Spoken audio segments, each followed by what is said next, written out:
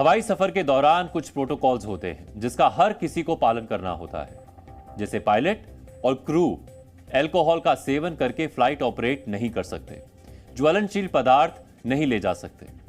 ऐसी एक लंबी चौड़ी लिस्ट होती है। इन नियमों का यात्रियों के साथ साथ पायलट और क्रू मेंबर्स को भी पालन करना होता है। लेकिन अब डीजीसीए का एक ऐसा मसौदा यानी ड्राफ्ट आया है जिसे सुनकर शायद आपको अजीब लगेगा। हो सकता है आपके मन में सवाल भी आए कि ऐसा क्यों किया जा रहा है। सबसे पहले हम आपको सरल शब्दों में director general of civil aviation यानी डीजीसीए के इस प्रस्ताव के बारे में बताते हैं।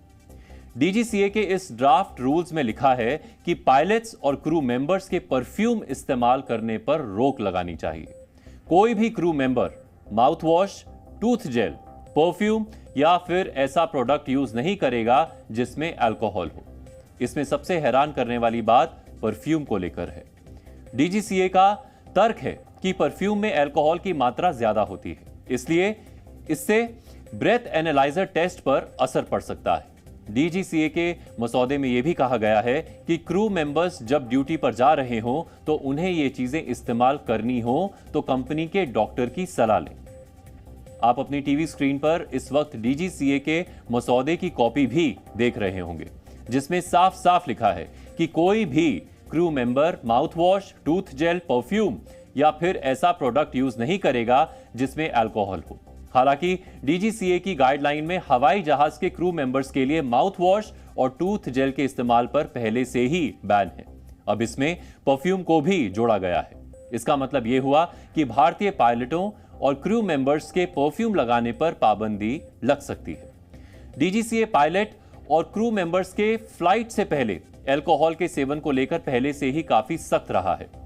यूएस में फ्लाइट से पहले पायलट और क्रू मेंबर्स के ब्रेथ एनालाइजर टेस्ट में 0.04% तक अल्कोहल हो सकता है, जबकि यूरोप में यह पैमाना 0.02% तक है। हालांकि डीजीसीए ने इसका पैमाना 0 रखा हुआ है, यानी टेस्ट में अगर थोड़ी सी भी अल्कोहल पाई गई तो पायलट और क्रू मेंबर्स पर कार्रवाई होगी। इंटरनेशनल सिविल एविएशन ऑर्गेनाइजेशन ने इसको लेकर एक पैमाना तय कर रखा है। इसके मुताबिक हवाई यात्रा पर जाने से पहले पायलट और क्रू मेंबर के शरीर में अल्कोहल की मात्रा 0 यानी 0 होनी चाहिए। अब आपके मन में सवाल भी आ रहा होगा कि डीजीसीए को ऐसा कदम उठाने की जरूरत क्यों पड़ी। अब इसे स्टेप बाय स्टेप आपको समझाते हैं। दरअसल डीजीसीए फ्लाइट से पहले पायलट और क्रू मेंबर्स का ब्रेथ एनालाइजर टेस्ट कराता है, जिससे पता चलता है कि पायलट या क्रू मेंबर्स ने अल्कोहल का सेवन किया है या नहीं। लेकिन ब्रेथ एनालाइजर इतना सेंसिटिव होता है कि डिओड्रेंट्स और माउथ वॉश के प्रयोग होने पर अल्कोहल टेस्ट पॉजिटिव दिखाई देता है, जिसकी वजह से अभी तक यह तय करना मुश्किल हो जाता था कि यह टेस्ट पॉजिटिव क्या सच में डिओड्रेंट्स या माउथ वॉश की वजह से हुआ है या फिर अल्कोहल की वजह से। इसे तय करने के लिए ब्लड टेस्ट और यूरिन टेस्ट किया जाता है, जिसमें घंटों का समय लगता था और फ्लाइट तक डिले हो जाती थी। लेकिन अब डीजीसीए ने ऑन द स्पॉट फैसला करने का प्लान तैयार किया है। तुरंत पता चल जाएगा कि पायलट या क्रू ने अल्कोहल लिया है या नहीं। अभी तक जो बहाने बनाए जाते थे उन बहानों पर भी विराम लग जाएगा। अब डीजीसीए ने इन ड्राफ्ट रूल्स को जारी करने के बाद सभी शेयर होल्डर्स की राय मांगी है, जिसके बाद डीजीसीए इन नियमों को लागू करेगा। अभी जो ब्रेथ एनालाइजर है, क्या इसकी जो रीडिंग है क्या वो डीओ से फ्लक्चुएट होती हैं? ये आप देख लीजिए, डीओ के अंदर एथिल अल्कोहल है।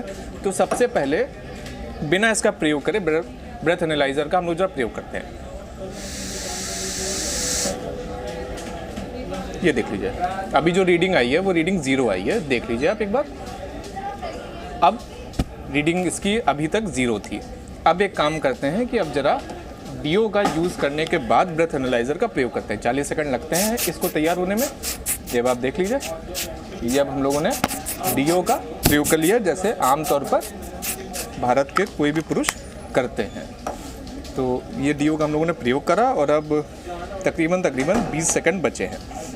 तो अब जरा हम लोग भी देखते हैं कि क्या रीडिंग आती है नहीं आती है। आप देख लीजिए, जब इस पर ऑप्शन आ गया ब्लो का, और अब जब ब्लो करते हैं